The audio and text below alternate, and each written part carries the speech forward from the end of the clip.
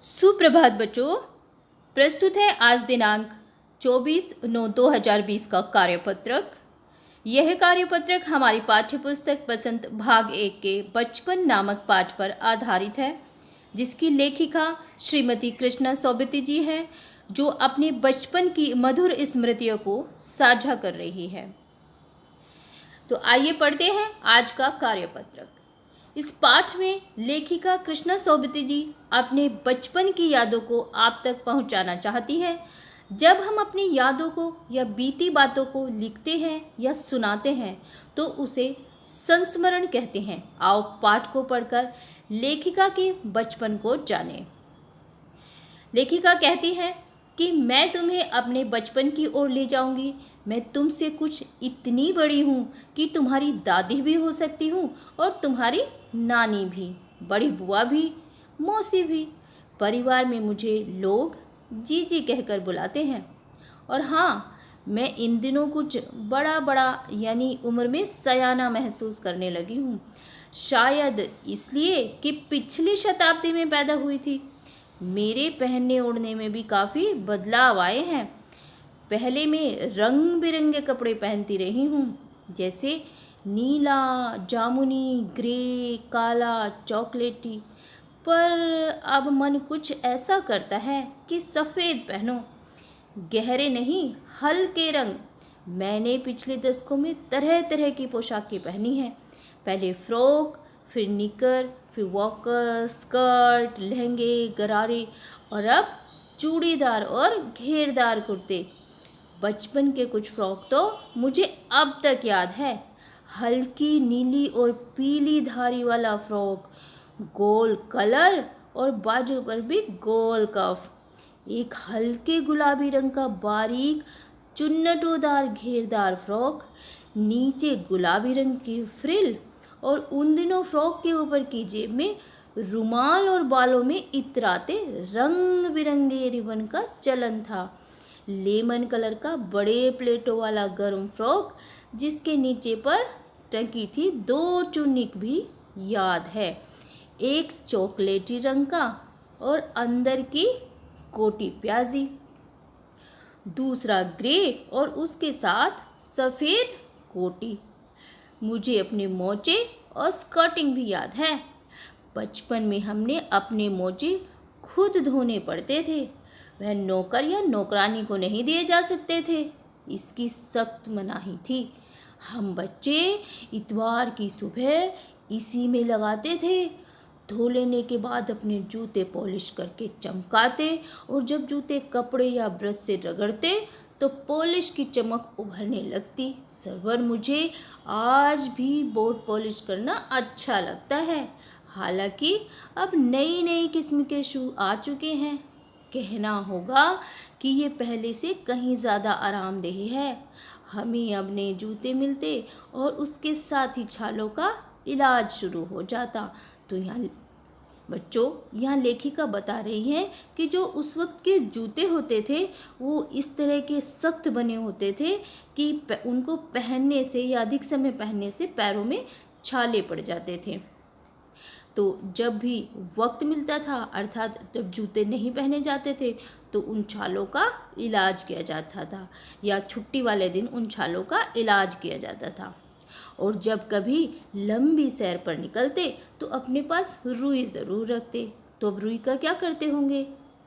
जब लंबी सैर पर निकलते थे तो रुई को उस जगह पर लगा लेते थे जहाँ छाले होने की संभावना होती थी। तो जूते लगाए तो रुई मोजे के अंदर। हाँ, हमारे तुम्हारे बचपन में बहुत अंतर आ चुका है। हर शनिचर को हम ऑलिव ऑयल या कैस्टर ऑयल पीना पड़ता था। आपने नाम तो सुना ही होगा। ऑलिव ऑयल का नाम सुना है ना, और कैस्टर ऑयल का भी। हाँ, लेखिका उसी की बात कर रही है। हर शनिवार को उन्हें ये पीना पड़ता था।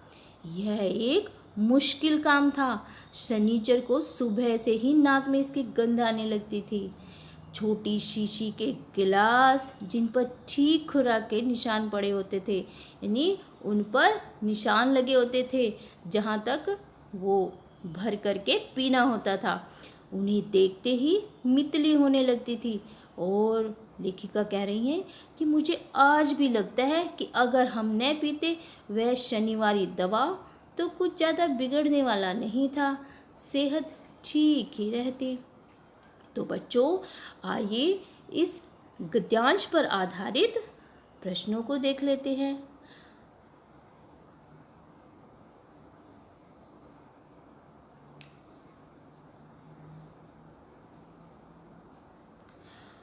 उससे पहले आपका परिचय करते हैं नए शब्दों से। तो जो नए शब्द हमारे इस पद्यांश में आए हैं उनको देख लेते हैं। नया शब्द है सयाना, जिसका अर्थ होता है समझदार। मितली, उल्टी होना। शताब्दी का मतलब होता है 100 वर्षों का समूह। और खुराक दवा को कहते हैं। दशक 10 वर्षों का समूह। पोशाकें कपड़े। तो पहला प्रश्न है बच्चों कि लेखिका इतवार की सुबह क्या क्या काम करती थी।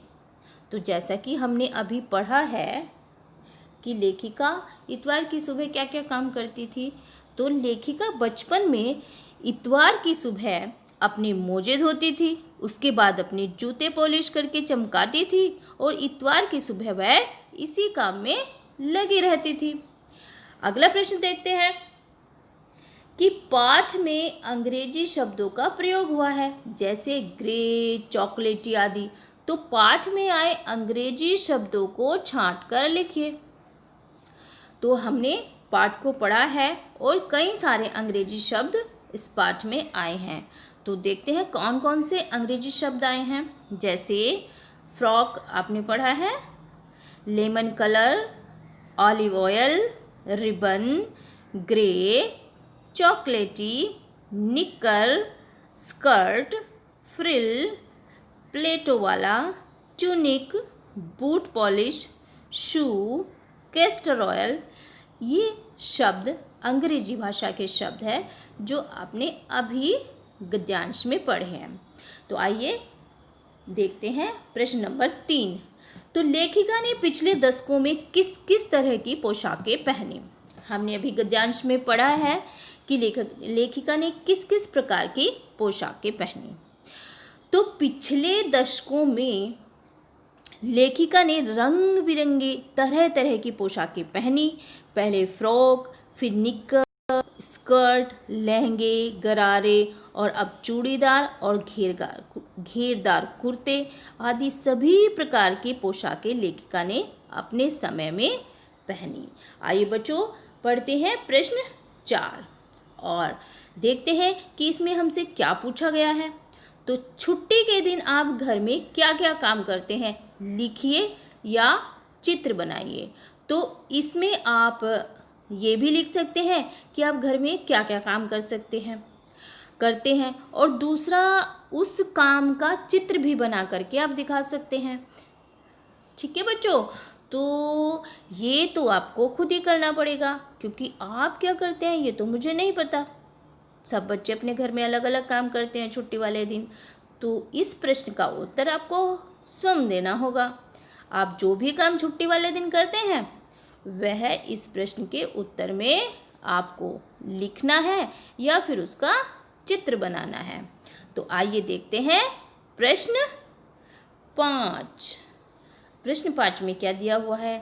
प्रश्न 5 व्याकरण से संबंधित है और इसमें हमें क्या करना है कि दार प्रत्यय लगाकर शब्द बनाओ। जैसे घेर जमा दार, घेरदार, चूड़ी जमा दार, चूड़ीदार। अब प्रत्यय तो पता है आपको कि मूल शब्द के पीछे जो शब्दांश लगाए जाते हैं उससे एक नया शब्द बनता है। और वैसे ही आपको यहाँ करना है। मूल शब्द के बाद में आपको एक शब्दांश जोड़ना है जिससे एक नया शब्द बनेगा। ठीक है बच्चों, तो हमें 3 शब्द बनाने, 1, 2 और 3। तो बनाते हैं जैसे ईमान, ईमान में अगर हम दार जोड़ दें तो ईमानदार हो जाएगा।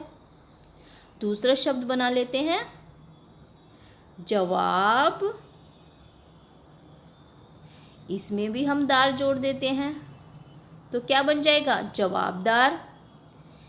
एक और शब्द हम ले लेते हैं माल। माल में अगर हम दार जोड़ दें, माल जमा दार, तो ये बन जाएगा मालदार। ठीक है बच्चों, ईमानदार, जवाबदार और मालदार। तो बच्चों, आशा है कि आज का कार्यपत्रक आपको अच्छी प्रकार से समझ आ गया होगा। तो मैं मिलती हूँ आपको अगले कार्यपत्रक में। सभी बच्चे ध्यानपूर्वक अपना कार्यपत्रक पूरा करें, पढ़ते रहें और स्वस्थ रहें।